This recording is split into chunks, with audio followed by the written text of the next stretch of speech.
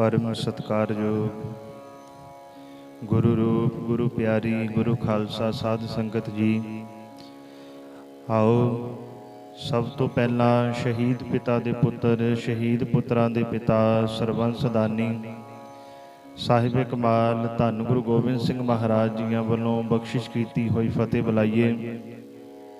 कोई भी रसना वांझी ना रहे। सारी संगत गज के आखो जी वाहिगुरु जी का खालसा वाहिगुरु जी की फतेह। सतगुरु जी ने अपार रहमत कीती है, अपार बख्शिश कीती है, जो कि सानू सतसंग दीयां वडमुलियां घड़ियां बख्शिश कीतियां हन। महाराज कहंदे तरस पया महरामत होई सतगुर सज्जन मिलिया। जदों पूरे गुरु जी तरस कर देण, जदों अकाल पुरख वाहिगुरु जी की मेहर हो जाए, फिर ही गुरु की शरण विच आया जाता है। फिर ही पूरे गुरु दीयां सिफतां गायन कीतियां जांदियां हन। नहीं तां अपनी मर्जी दे नाल इंसान गुरु की शरण विच भी नहीं आ सकदा। साडे तुहाडे भाग चंगे हन जो सतगुरु जीआं ने सानू इस कलयुग के भयानक समय अंदर सतसंग दीयां घड़ियां बख्शिश कीतियां हन। जिवें कि आप जीआं नू पता ही है, जो धन गुरु ग्रंथ साहिब महाराज जी की अपार रहमत सदका अपार बख्शिश सदका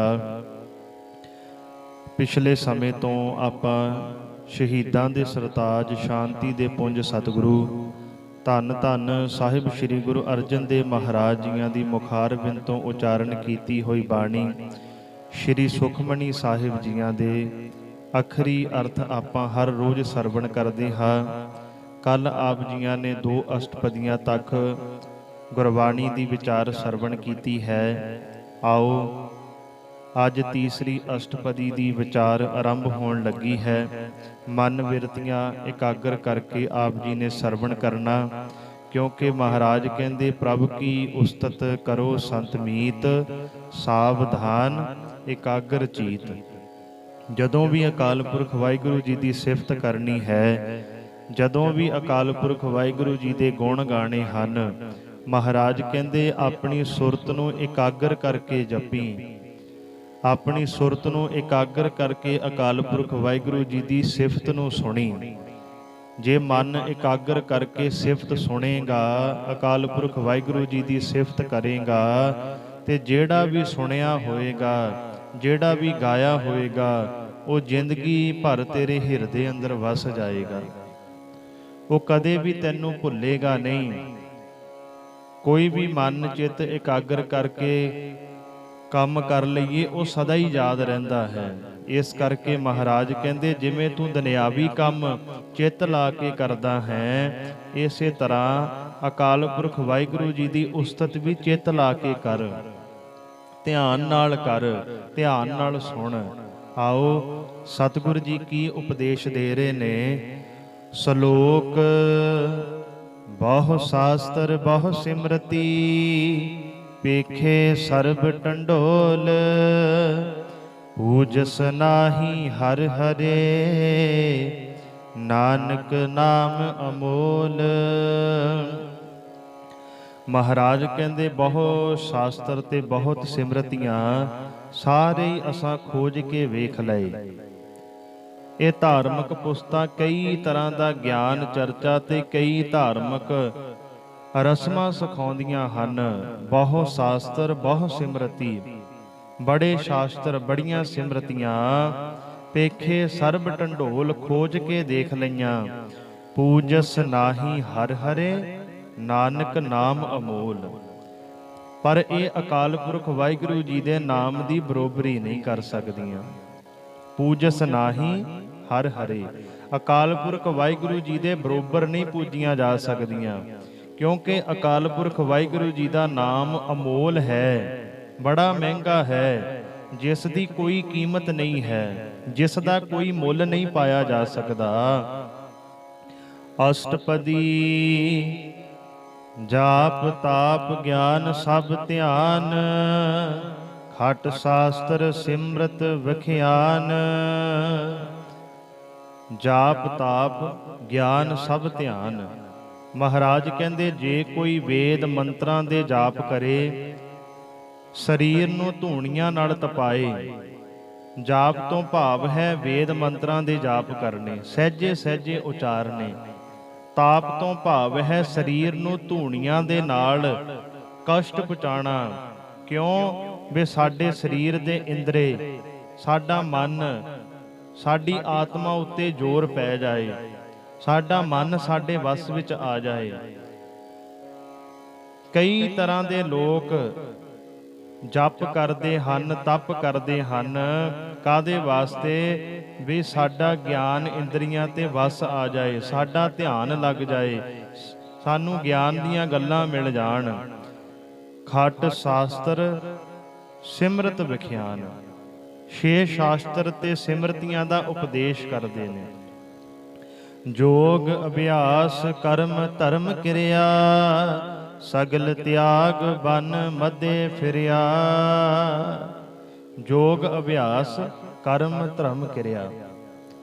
ਕਰਮ ਧਰਮ ਕਿਰਿਆ ਤੋਂ ਭਾਵ ਹੈ ਕਰਮ ਕਾਂਡ ਦੇ ਧਰਮ ਦੇ ਕੰਮ। ਜੋਗ ਦੇ ਸਾਧਨ ਕਰੇ, ਕਰਮ ਧਰਮ, ਧਰਮ ਦੇ ਕਰਮ ਕਾਂਡ ਕਰੇ, ਸਗਲ ਤਿਆਗ ਬਨ ਮਧੇ ਫਿਰਿਆ। ਮਹਾਰਾਜ ਕਹਿੰਦੇ ਕਈ ਇਹੋ ਜਿਹੇ ਵੀ ਹੈ, ਸਾਰੇ ਕੰਮ ਛੱਡ ਕੇ ਜੰਗਲਾਂ ਵਿੱਚ ਭਟਕਦੇ ਫਿਰਦੇ ਹਨ, ਤਿਆਗੀ ਬਣੇ ਫਿਰਦੇ ਹਨ, ਸਾਰੇ ਕੰਮਕਾਰ ਛੱਡ ਕੇ ਜੰਗਲਾਂ ਵਿੱਚ ਚਲੇ ਗਏ। ਅਨਕ ਪ੍ਰਕਾਰ ਕੀਏ ਬਹੁ ਜਤਨਾ, ਪੁੰਨ ਦਾਨ ਹੋਮੇ ਬਹੁ ਰਤਨਾ।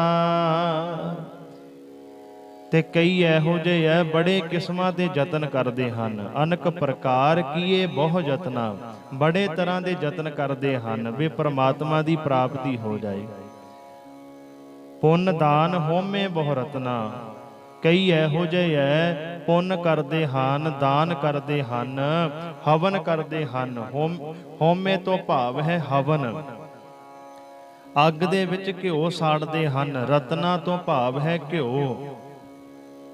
ਬੜੇ ਕਰਮ ਕਾਂਡ ਕਰਦੇ ਹਨ। ਸਰੀਰ ਕਟਾਏ ਹੋਮੇ ਕਰ ਰਾਤੀ, ਵਰਤ ਨੇਮ ਕਰੇ ਬਹੁ ਭਾਂਤੀ। ਮਹਾਰਾਜ ਕਹਿੰਦੇ ਕਈ ਇਹੋ ਜਿਹੇ ਹੈ ਆਪਣੇ ਸਰੀਰ ਨੂੰ ਰਤੀ ਰਤੀ ਕਟਾ ਕੇ ਅੱਗ ਵਿੱਚ ਸਾੜ ਦਿੰਦੇ ਹਨ। ਵਰਤ ਨੇਮ ਕਰੇ ਬਹੁ ਭਾਂਤੀ, ਕਈ ਕਿਸਮਾਂ ਦੇ ਵਰਤ ਕਈ ਰੱਖਦੇ ਹਨ, ਪਰ ਨਹੀਂ ਤੁਲ ਰਾਮ ਨਾਮ ਵਿਚਾਰ। ਨਾਨਕ ਗੁਰਮੁਖ ਨਾਮ ਜਪੀਐ ਇੱਕ ਵਾਰ। ਪਰ ਮਹਾਰਾਜ ਕਹਿੰਦੇ ਇਹ ਸਾਰੇ ਹੀ ਪ੍ਰਭੂ ਦੇ ਨਾਮ ਦੀ ਵਿਚਾਰ ਦੇ ਬਰਾਬਰ ਨਹੀਂ ਹਨ। ਜਿੰਨੀਆਂ ਵੀ ਆਪਾਂ ਉੱਤੇ ਗੱਲਾਂ ਕੀਤੀਆਂ ਹਨ ਜੀ, ਕਈ ਜਾਪ ਕਰਦੇ ਹਨ, ਤਪ ਕਰਦੇ ਹਨ,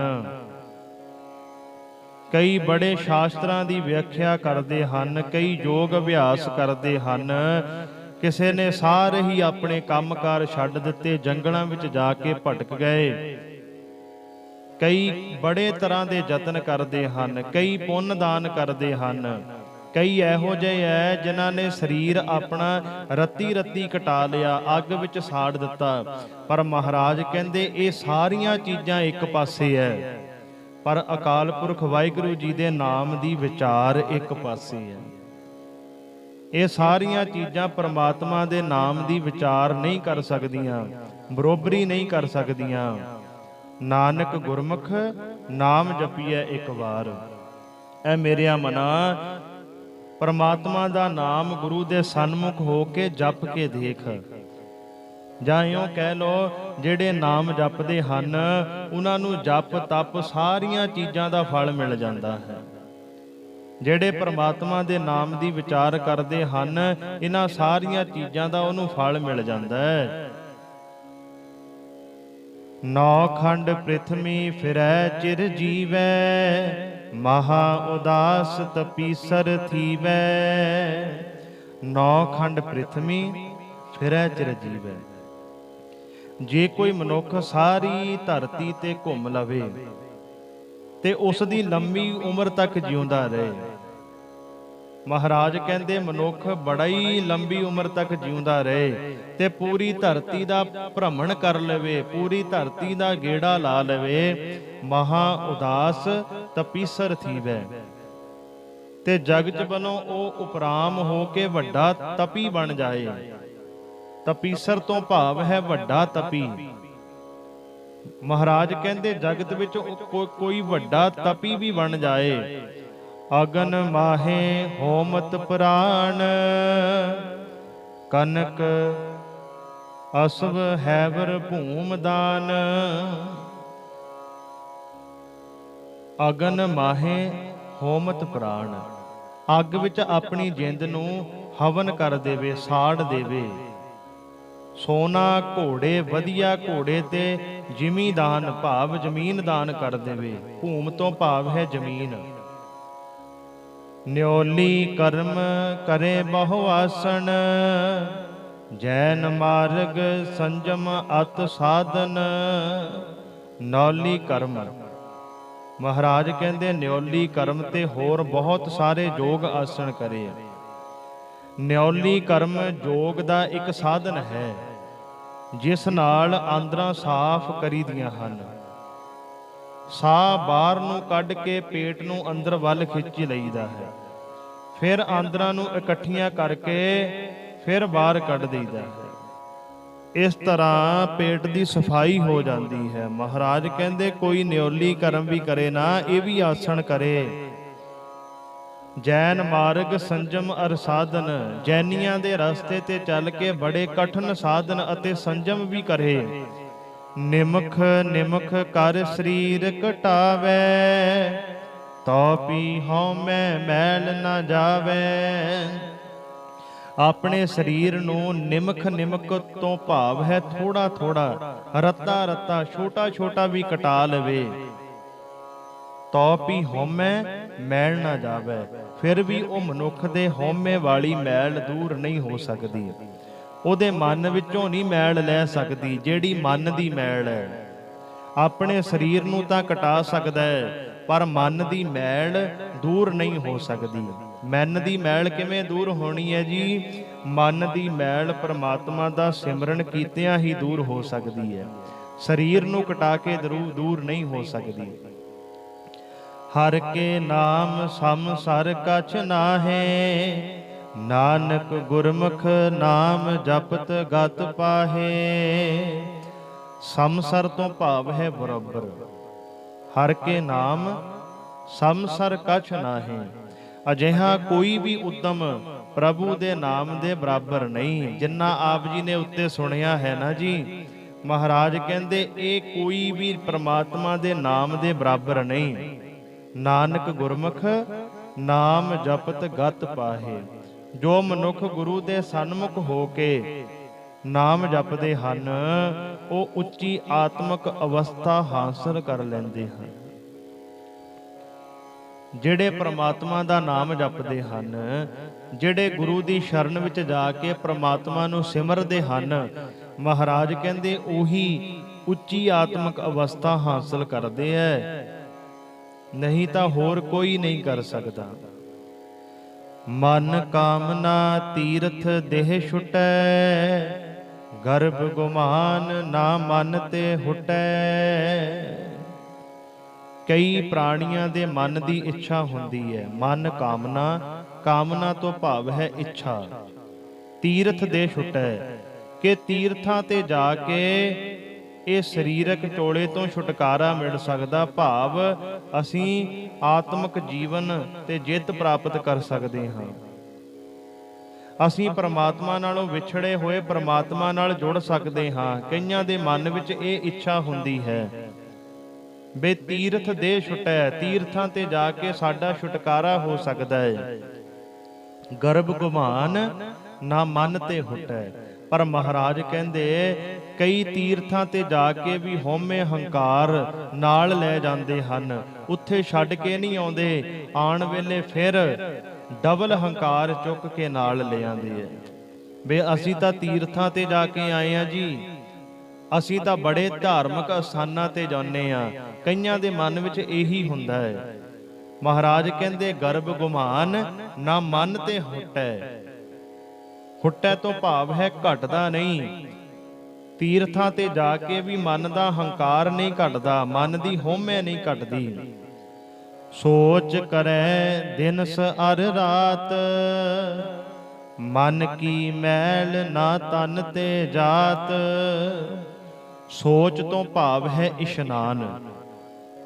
ਮਹਾਰਾਜ ਕਹਿੰਦੇ ਮਨੁੱਖ ਦਿਨ ਤੇ ਰਾਤ ਸਦਾ ਹੀ ਤੀਰਥਾਂ ਤੇ ਇਸ਼ਨਾਨ ਕਰੀ ਜਾਵੇ। ਆਪਣੇ ਤਨ ਨੂੰ ਜਿੰਨਾ ਮਰਜੀ ਨਲਾਈ ਜਾਵੇ, ਇਸ਼ਨਾਨ ਕਰੀ ਜਾਵੇ, ਪਰ ਮਨ ਕੀ ਮੈਲ ਨਾ ਤਨ ਤੇ ਜਾਤ। ਸਰੀਰ ਦੇ ਨਾਤਿਆਂ, ਬਾਹਰੀ ਤਨ ਦੇ ਨਾਤਿਆਂ ਮਹਾਰਾਜ ਕਹਿੰਦੇ ਤੇਰੇ ਮਨ ਦੀ ਮੈਲ ਨਹੀਂ ਧੋਤੀ ਜਾਣੀ, ਤੇਰੇ ਮਨ ਤੋਂ ਮੈਲ ਨਹੀਂ ਲੈ ਸਕਦੀ। ਜਿਵੇਂ ਆਪ ਜੀ ਜਪਜੀ ਸਾਹਿਬ ਦੀ ਬਾਣੀ ਵਿੱਚ ਪੜ੍ਹਦੇ ਹੋ, ਭਰੀਐ ਮਤ ਪਾਪਾਂ ਕੇ ਸੰਗ, ਉਹ ਧੋਪੈ ਨਾਵੇ ਕੇ ਰੰਗ। ਇਹ ਜਿਹੜੀ ਮੱਤ ਸਾਡੀ ਪਾਪਾਂ ਦੇ ਨਾਲ ਭਰੀ ਹੈ, ਇਹਨੂੰ ਬਾਹਰੀ ਇਸ਼ਨਾਨ ਕਰਾਉਣ ਦੇ ਨਾਲ ਇਹ ਅੰਦਰਲੀ ਮੈਲ ਨਹੀਂ ਧੋਤੀ ਜਾ ਸਕਦੀ। ਅੰਦਰ ਦੀ ਮੈਲ ਕੇਵਲ ਤੇ ਕੇਵਲ ਪਰਮਾਤਮਾ ਦਾ ਸਿਮਰਨ ਕੀਤਿਆਂ ਹੀ ਲੈ ਸਕਦੀ ਹੈ। ਇਸ ਦੇਹੀ ਕੋ ਬਹੁ ਸਾਧਨਾ ਕਰੈ, ਮਨ ਤੇ ਕਬਹੂ ਨਾ ਵਿਖਿਆ ਟਰੈ। ਮਹਾਰਾਜ ਕਹਿੰਦੇ ਇਸ ਦੇਹੀ ਕੋ ਬਹੁ ਸਾਧਨਾ ਕਰੈ। ਸਾਧਨਾ ਤੋਂ ਭਾਵ ਹੈ ਉਦਮ। ਬੜੇ ਲੋਕ ਹੈ ਜਿਹੜੇ ਚਾਹੁੰਦੇ ਹੈ ਵੀ ਸਾਨੂੰ ਇਹ ਸਰੀਰ ਮਿਲੇ, ਬੜੇ ਯਤਨ ਕਰਦੇ ਹੈ। ਦੇਵੀ ਦੇਵਤੇ ਵੀ ਇਹ ਸਰੀਰ ਨੂੰ ਲੋਚਦੇ ਹੈ। ਇਸ ਦੇਹੀ ਕੋ ਬਹੁ ਸਾਧਨਾ ਕਰੇ। ਆ ਜਿਹੜੀ ਮਨੁੱਖਾ ਦੇਹੀ ਸਾਨੂੰ ਮਿਲੀ ਹੈ, ਇਹ ਦੇਹੀ ਵਾਸਤੇ ਬੜੇ ਹੀ ਲੋਚਦੇ ਐ ਵੀ ਸਾਨੂੰ ਮਨੁੱਖਾ ਸਰੀਰ ਮਿਲ ਜਾਏ। ਕਿਉਂ ਲੋਚਦੇ ਹਨ? ਕੀ ਕਾਰਨ ਹੈ? ਇਹ ਮਨੁੱਖਾ ਸਰੀਰ ਵਾਸਤੇ ਕਿਉਂ ਉਹ ਪ੍ਰਮਾਤਮਾ ਦੇ ਅੱਗੇ ਅਰਦਾਸਾਂ ਕਰਦੇ ਹਨ ਵੀ ਸਾਨੂੰ ਵੀ ਮਨੁੱਖਾ ਸਰੀਰ ਮਿਲ ਜਾਏ? ਕਿਉਂ ਇਹ ਮਨੁੱਖਾ ਸਰੀਰ ਵਿੱਚ ਰਹਿ ਕੇ ਹੀ ਪ੍ਰਮਾਤਮਾ ਦੀ ਪ੍ਰਾਪਤੀ ਹੋ ਸਕਦੀ ਹੈ। ਮਹਾਰਾਜ ਕਹਿੰਦੇ ਬਹੁਤ ਜਨਮ ਬਿਸ਼ਰੇ ਥੇ ਮਾਧੋ, ਇਹ ਜਨਮ ਤੁਮਾਰੇ ਲੇਖੇ। ਬੜੇ ਜਨਮਾਂ ਤੋਂ ਵਿਛੜੇ ਹੋਏ ਆ, ਇੱਕ ਜਨਮ ਤੋਂ ਨਹੀਂ। ਕਈ ਜਨਮ ਪੈ ਕੀਟ ਪਤੰਗਾ, ਕਈ ਜਨਮ ਗਜਮੀਨ ਕੁਰੰਗਾ। ਪਤਾ ਨਹੀਂ ਕਿੰਨੇ ਜਨਮ ਕੀੜੇ ਮਕੌੜਿਆਂ ਦੀ ਜੂਨਾਂ ਵਿੱਚ ਆਏ ਆ, ਪਤਾ ਨਹੀਂ ਕਿੰਨੇ ਜਨਮ ਹਾਥੀ ਦੀ ਜੂਨ ਵਿੱਚ ਆਏ ਆ, ਕਿੰਨੇ ਜਨਮ ਸੱਪਾਂ ਦੀ ਜੂਨ ਵਿੱਚ ਆਏ ਆ। ਪਰ ਮਹਾਰਾਜ ਮਿਲ ਜਗਦੀਸ਼ ਮਿਲਣ ਕੀ ਵਰੀਆ, ਚਿਰੰਕਾਲ ਇਹ ਦੇਹ ਸੰਜਰੀਆ। ਆ ਹੁਣ ਵੇਲਾ ਹੈ ਕਾਹਦੇ ਵਾਸਤੇ? ਅਕਾਲ ਪੁਰਖ ਵਾਹਿਗੁਰੂ ਜੀ ਨੂੰ ਮਿਲਣ ਵਾਸਤੇ। ਕਹਿ ਰਵਿਦਾਸ ਆਸ ਲਗ ਜੀਵੋ, ਚਿਰ ਭਇਓ ਦਰਸ਼ਨ ਦੇਖੇ। ਭਗਤ ਰਵਿਦਾਸ ਮਹਾਰਾਜ ਅਰਦਾਸ ਕਰ ਰਹੇ ਨੇ, ਮਾਲਕ ਜੀ ਬੜਾ ਲੰਬਾ ਸਮਾਂ ਹੋ ਗਿਆ, ਬੜੇ ਸਾਲ ਬੀਤ ਗਏ, ਬੜੇ ਯੁੱਗ ਬੀਤ ਗਏ ਤੁਹਾਡੇ ਦਰਸ਼ਨ ਕੀਤੇ ਹੋਇਆਂ ਨੂੰ। ਮਹਾਰਾਜ ਕਿਰਪਾ ਕਰੋ। ਆ ਆਸ ਲੈ ਕੇ ਮੈਂ ਬੈਠਾ ਹੋਇਆ, ਆ ਆਸ ਲੈ ਕੇ ਬੈਠਾ ਕਿਹੜੀ? ਵੇ ਤੇਰੇ ਦਰਸ਼ਨ ਇਸ ਜਨਮ ਵਿੱਚ ਹੋ ਜਾਣ, ਆ ਸਰੀਰ ਵਿੱਚ ਰਹਿੰਦਿਆਂ ਰਹਿੰਦਿਆਂ ਤੁਹਾਡੇ ਨਾਲ ਮਿਲਾਪ ਹੋ ਜਾਏ।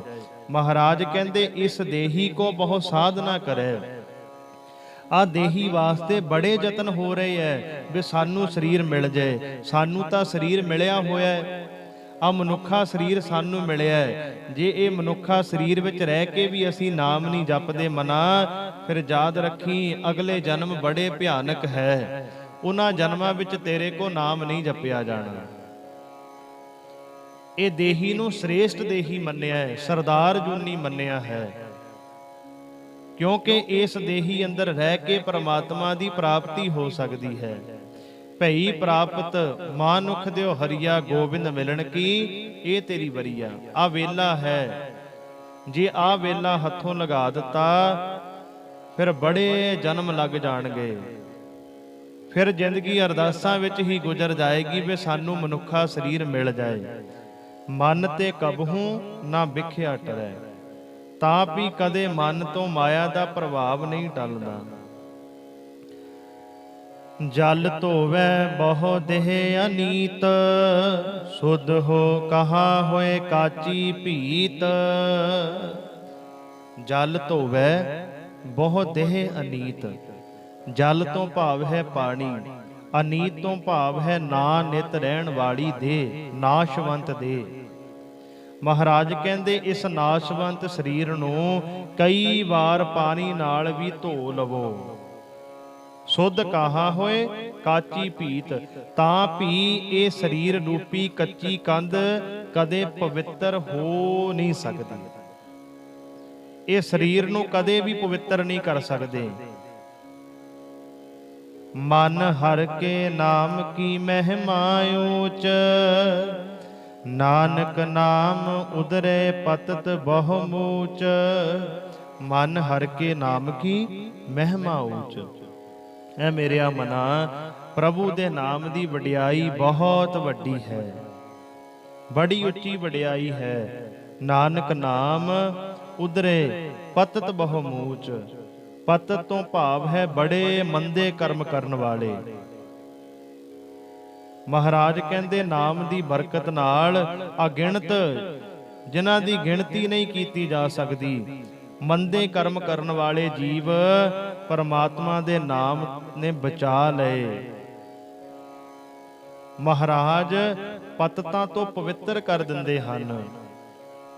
ਪਰਮਾਤਮਾ ਦੇ ਨਾਮ ਵਿੱਚ ਇੰਨੀ ਤਾਕਤ ਹੈ, ਜਿਹੜਾ ਪਰਮਾਤਮਾ ਦਾ ਨਾਮ ਜਪਦਾ ਹੈ ਉਹ ਪਤਤ ਤੋਂ ਪੁਨੀਤ ਹੋ ਜਾਂਦਾ ਹੈ। ਪੁਨੀਤ ਤੋਂ ਭਾਵ ਹੈ ਪਵਿੱਤਰ ਹੋ ਜਾਂਦਾ ਹੈ।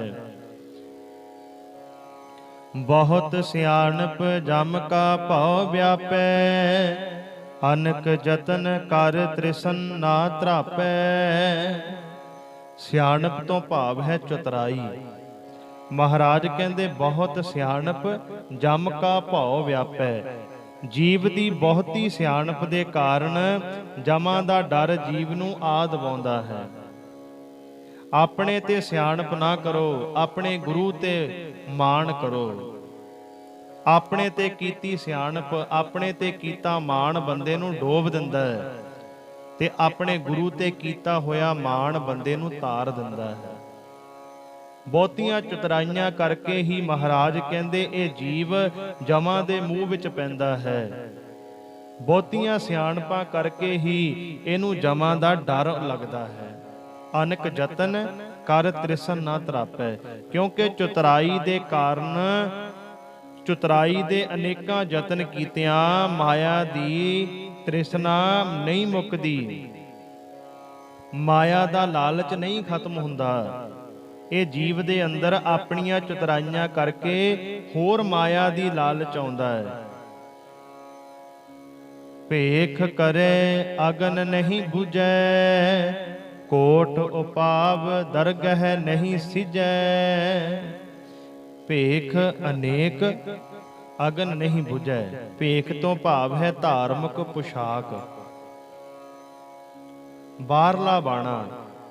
ਅਗਨ ਲਾਲਚ, ਲਾਲਚ ਦੀ ਅੱਗ। ਅਨੇਕਾਂ ਧਾਰਮਿਕ ਭੇਖ ਕੀਤਿਆਂ ਅੰਦਰ ਜਿਹੜੀ ਤ੍ਰਿਸ਼ਨਾ ਦੀ ਅੱਗ ਹੈ, ਮਹਾਰਾਜ ਕਹਿੰਦੇ ਉਹ ਨਹੀਂ ਬੁੱਝ ਸਕਦੀ। ਬਾਹਰਲਾ ਭੇਖ ਪਾਉਣ ਦੇ ਨਾਲ, ਬਾਹਰੋਂ ਧਾਰਮਿਕ ਲਿਬਾਸ ਪਾਉਣ ਦੇ ਨਾਲ ਅੰਦਰ ਦੀ ਤ੍ਰਿਸ਼ਨਾ ਦੀ ਅੱਗ ਨਹੀਂ ਬੁੱਝ ਸਕਦੀ। ਜੇ ਚਾਹੁੰਦਾ ਹੈ ਵੀ ਮੇਰੇ ਅੰਦਰ ਦੀ ਤ੍ਰਿਸ਼ਨਾ ਦੀ ਅੱਗ ਬੁਝੇ, ਬਾਹਰਲੇ ਭੇਖ ਦੇ ਨਾਲ ਨਾਲ ਆਪਣੇ ਗੁਰੂ ਦੀ ਵਿਚਾਰ ਆਪਣੇ ਹਿਰਦੇ 'ਚ ਵਸਾ। ਕੋਟ ਉਪਾਵ ਦਰਗਹਿ ਨਹੀਂ ਸਿਜੈ।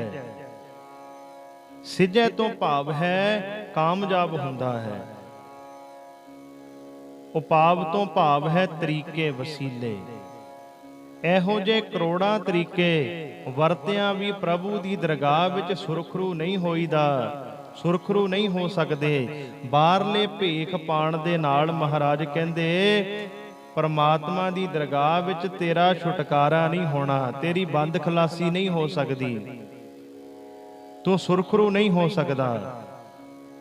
ਛੂਟਸ ਨਾਹੀ ਊਬ ਪਿਆਲ, ਮੋਹਿ ਵਿਆਪਹਿ ਮਾਇਆ ਜਾਲ। ਛੂਟਸ ਨਾਹੀ ਊਬ ਪਿਆਲ। ਅਨੇਕਾਂ ਯਤਨਾਂ ਨਾਲ ਜੀਵ ਚਾਹੇ ਆਕਾਸ਼ ਤੇ ਚੜ ਜਾਏ, ਚਾਹੇ ਪਤਾਲ ਵਿੱਚ ਲੁਕ ਜਾਏ। ਊਬ ਤੋਂ ਭਾਵ ਹੈ ਆਕਾਸ਼, ਪਿਆਲ ਤੋਂ ਭਾਵ ਹੈ ਪਤਾਲ। ਚਾਹੇ ਜੀਵ ਆਕਾਸ਼ ਵਿੱਚ ਚਲਾ ਜਾਏ, ਚਾਹੇ ਪਤਾਲ ਵਿੱਚ ਚਲਾ ਜਾਏ, ਮੋਹੇ ਵਿਆਪੈ ਮਾਇਆ ਜਾਲ। ਮਾਇਆ ਤੋਂ ਬਚ ਨਹੀਂ ਸਕਦਾ, ਸਗੋਂ ਜੀਵ ਮਾਇਆ ਦੇ ਜਾਲ ਵਿੱਚ ਤੇ ਮੋਹ ਵਿੱਚ ਫਸਦਾ ਜਾਂਦਾ ਹੈ। ਅਵਰ ਕਰਤੂਤ ਸਗਲੀ ਜਮ ਡਾਨੈ, ਗੋਵਿੰਦ ਭਜਨ ਬਿਨ ਤਿਲ ਨਹੀਂ ਮਾਨੈ। ਅਵਰ ਕਰਤੂਤ ਸਗਲੀ ਜਮ ਡਾਨੈ। ਡਾਨੈ ਤੋਂ ਭਾਵ ਹੈ ਡੰਨਦਾ ਹੈ, ਡੰਨ ਲਾਉਂਦਾ ਹੈ। ਨਾਮ ਤੋਂ ਬਿਨਾ ਹੋਰ ਸਾਰੀਆਂ ਕਰਤੂਤਾਂ ਨੂੰ ਜਮਰਾਜ ਡੰਨ ਲਾਉਂਦਾ ਹੈ। ਅਵਰ ਕਰਤੂਤ ਸਗਲੀ ਜਮ ਡਾਨੈ, ਗੋਬਿੰਦ ਭਜਨ ਬਿਨ ਤਿਲ ਨਹੀਂ ਮਾਨੈ। ਪ੍ਰਭੂ ਦੇ ਭਜਨ ਤੋਂ ਬਿਨਾ ਰਤਾ ਵੀ ਨਹੀਂ ਤਪੀਜਦਾ, ਮੰਨਦਾ। ਗੋਬਿੰਦ ਭਜਨ ਬਿਨ ਤਿਲ ਨਹੀਂ ਮਾਨੈ। ਪਰਮਾਤਮਾ ਦੇ ਨਾਮ ਤੋਂ ਬਿਨਾ ਜਮਰਾਜ ਕਿਸੇ ਨੂੰ ਵੀ ਨਹੀਂ ਛੱਡਦਾ, ਕਿਸੇ ਦਾ ਵੀ ਛੁਟਕਾਰਾ ਨਹੀਂ ਕਰਦਾ। ਹਰ ਕਾ ਨਾਮ ਜਪਤ ਦੁਖ ਜਾਏ, ਨਾਨਕ ਬੋਲੇ ਸਹਿਜ ਸੁਭਾਏ। ਹਰ ਕਾ ਨਾਮ ਜਪਤ ਦੁਖ ਜਾਏ। ਜੋ ਮਨੁੱਖ ਪਰਮਾਤਮਾ ਦਾ ਨਾਮ ਜਪਦਾ ਹੈ, ਉਸ ਦਾ ਦੁੱਖ ਪ੍ਰਭੂ ਦਾ ਨਾਮ ਜਪਦਿਆਂ ਦੂਰ ਹੋ ਜਾਂਦਾ ਹੈ। ਹਰ ਕਾ ਨਾਮ ਜਪਤ ਦੁਖ ਜਾਏ। ਪਰਮਾਤਮਾ ਦਾ ਨਾਮ ਜਪਦਿਆਂ ਜਪਦਿਆਂ ਜੀਵ ਦੇ ਸਾਰੇ ਦੁੱਖ ਖਤਮ ਹੋ ਜਾਂਦੇ ਹਨ। ਨਾਨਕ ਬੋਲੇ ਸਹਿਜ ਸੁਭਾਏ। ਧੰਨ ਗੁਰੂ ਨਾਨਕ ਦੇਵ ਮਹਾਰਾਜ ਇਹ ਪਿਆਰ ਵਿੱਚ ਸਾਨੂੰ ਸਮਝਾ ਰਹੇ ਹਨ। ਮਹਾਰਾਜ ਕਹਿ ਰਹੇ ਹਨ, ਭਾਈ ਜਿਹੜਾ ਪ੍ਰਮਾਤਮਾ ਦਾ ਸਿਮਰਨ ਕਰਦਾ ਉਹ ਸਹਿਜ ਅਵਸਥਾ ਵਿੱਚ ਆ ਜਾਂਦਾ ਹੈ, ਉਹ ਪ੍ਰੇਮ ਵਿੱਚ ਆ ਜਾਂਦਾ ਹੈ, ਉਹ ਪ੍ਰਮਾਤਮਾ ਦੇ ਭਾਵ ਵਿੱਚ ਆ ਜਾਂਦਾ ਹੈ, ਉਹ ਪ੍ਰਮਾਤਮਾ ਦੇ ਡਰ ਵਿੱਚ ਚੱਲਦਾ ਹੈ, ਉਹਦੇ ਅੰਦਰ ਆਤਮਿਕ ਅਡੋਲਤਾ ਆ ਕੇ ਟਿਕ ਜਾਂਦੀ ਹੈ। ਸੋ ਗੁਰਮੁਖੋ, ਇਹ ਸਨ ਅੱਜ ਤੀਸਰੀ ਅਸ਼ਟਪਦੀ ਦੇ 4 ਬੰਦਾਂ ਦੀ ਵਿਚਾਰ ਜੋ ਆਪਾਂ ਸਰਵਣ ਕੀਤੀ ਹੈ। ਕੱਲ ਨੂੰ ਇਸ ਤੀਸਰੀ ਅਸ਼ਟਪਦੀ ਦੇ ਰਹਿੰਦੇ 4 ਬੰਦਾਂ ਦੀ ਆਪਾਂ ਵਿਚਾਰ ਸਰਵਣ ਕਰਾਂਗੇ। ਵਿਚਾਰ ਕਰਦੇ ਸਮੇਂ ਇੱਕ ਨਹੀਂ ਬੇਅੰਤ ਭੁੱਲਾਂ ਹੋ ਗਈਆਂ। ਆਪ ਸੰਗਤ ਧੰਨ ਗੁਰੂ ਗ੍ਰੰਥ ਸਾਹਿਬ ਮਹਾਰਾਜ ਜੀ ਬਖਸ਼ਣ ਯੋਗ ਹੋ ਬਖਸ਼ ਲੈਣਾ ਜੀ। ਮਹਾਰਾਜ ਕਿਰਪਾ ਕਰਨ, ਆਪਣਾ ਮਿਹਰ ਭਰਿਆ ਸਿਰ ਤੇ ਹੱਥ ਰੱਖ ਕੇ ਸਤਿਗੁਰ ਬਾਣੀ ਦੀ ਵਿਚਾਰ ਆਪ ਕਰਵਾ ਲਿਆ ਕਰਨ। ਆਪ ਜੀਆਂ ਦਾ ਵੀ ਬਹੁਤ ਬਹੁਤ ਧੰਨਵਾਦ ਹੈ ਜੋ ਆਪ ਜੀ ਹਰ ਰੋਜ਼ ਇਸੇ ਤਰ੍ਹਾਂ ਗੁਰਬਾਣੀ ਦੀ ਵਿਚਾਰ ਸਰਵਣ ਕਰਦੇ ਹੋ। ਮਹਾਰਾਜ ਕਿਰਪਾ ਕਰਨ। ਅਰਦਾਸ ਹੈ ਧੰਨ ਸ਼੍ਰੀ ਗੁਰੂ ਗ੍ਰੰਥ ਸਾਹਿਬ ਮਹਾਰਾਜ ਜੀਆਂ ਦੇ ਚਰਨਾਂ ਵਿੱਚ, ਮਹਾਰਾਜ ਜੋ ਆਪ ਜੀ ਸਾਨੂੰ ਸੂਝ ਬਖਸ਼ਦੇ ਹੋ, ਜੋ ਆਪ ਜੀ ਸਾਨੂੰ ਉਪਦੇਸ਼ ਬਖਸ਼ਦੇ ਹੋ, ਮਹਾਰਾਜ ਇਹ ਉਪਦੇਸ਼ ਸਾਡੇ ਸਾਰਿਆਂ ਦੇ ਹਿਰਦਿਆਂ ਅੰਦਰ ਵਸ ਜਾਏ। ਅਸੀਂ ਵੀ ਪ੍ਰਮਾਤਮਾ ਦੇ ਨਾਮ ਨਾਲ ਪਿਆਰ ਵਧਾਈਏ, ਅਸੀਂ ਵੀ ਵਾਹਿਗੁਰੂ ਜੀ ਦਾ ਸਿਮਰਨ ਕਰਿਆ ਕਰੀਏ। ਮਹਾਰਾਜ ਸਾਨੂੰ ਇਹ ਦਾਤ ਬਖਸ਼ੋ। ਹੋਈਆਂ ਭੁੱਲਾਂ ਦੀ ਖਿਮਾ, ਗੁਰੂ ਵਾਲੇ ਬਣੋ, ਅੰਮ੍ਰਿਤ ਛਕੋ ਜੀ, ਬੁਲਾਓ ਫਤਿਹ। ਵਾਹਿਗੁਰੂ ਜੀ ਕਾ ਖਾਲਸਾ, ਵਾਹਿਗੁਰੂ ਜੀ ਕੀ ਫਤਿਹ।